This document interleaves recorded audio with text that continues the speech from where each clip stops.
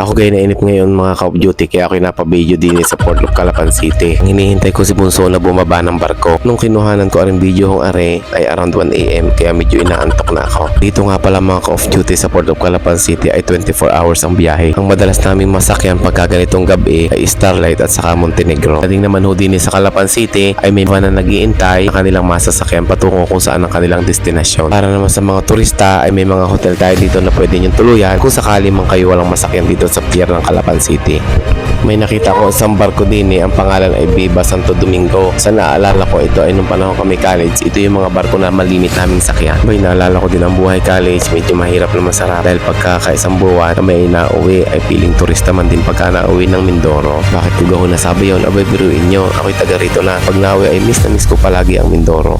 Dahil ibang iba talaga ang buhay sa probinsya. Biriyon niyo ho, pagkadating mo, aalokin ka ng iba't ibang prutas, tatanungin ka kung anong gusto mong kainin, tapos tatanungin kung kumusta ka doon, kung ikaw ipagudo, kung nakakapag-aral mabuti, ay ano kung sarap sa pakiramdam pagka gayon ang aabutan at dadatnan. Pinakamasayang araw ay Friday, kuha ng kami ay karibok ng pauwi uli ng Mindoro at medyo bumibigat ang pakiramdam pagka-araw ng linggo. Pagkatapos magsimba ay diretsyon na kami pabalik uli ng Batangas City, back to normal life na uli as estudyante. Ay hindi ko rin makakalimutan ang lagi kong dalang pasalubong ay Batangas Pizza. Yun ang usong-uso ng pasalubong namin pag uuwi kami ng Mindoro. Abay pag medyo marami din naman na save sa baon, di meron din naman panutsa at saka kalamay. Naman ay pa Batangas uli ang pagkakadaming baon. Baktot na kami palawa. Bukod sa pabaon ng aming mga magulang ay may pabaon din ang kapitbahay, mga tiyuhin at tiyahin. Dahil nga pagkalinggo ay araw ng baraka, medyo marami-rami silang pinamimili at ipapabaon nga sa amin. Iba't ibang prutas, merong saging, abukado. Bukod pa diyan ay meron na din binabad na bango sa suka, binabad din ng karning baboy at yun ay ulam na nga na isang linggo at dinadagdagan na nga para daw naman makapag-share din sa mga ka-boardmate. May nakakatuwa naman na rin pagka prutas ay di may dala din kami prutas, kaing-kaing, minsan ay naka-red bag abang ibabayad sa porter para may pasalubong naman kami sa mga kaibigan namin taga Batangas. Bay naalala ko din ang aking mga kasama sa boarding house, ano gang mabait, kung din lang ang maiabot yung ganun pare-pareho kaming estudyante kaya kami ay nagsama-sama para na din kami magkakapatid. Maikwento ko din lang naman, meron kaming ka-boardmate na pag malawak ang palayan, pagkakadaming dalang bigas. Kaya kapag wala yung mga ka-boardmate ay di binibigyan niya ng bigas. Bay, kaya shout out sa aming landlady, si Mama Grace, ang mama ng lahat ng boarders. Dahil nga pinagkatiwala kami mga boarders sa kanya, ay medyo strict siya sa amin. Dahil ang gusto niya ay makatapos kaming lahat sa pag-aaral. Kaya ayon, fast forward, nakagraduate naman halos lahat ng aming batch sa kanyang boarding house. Siguro masasabi ko yung batch namin ay isa sa pinakamaswerteng batch.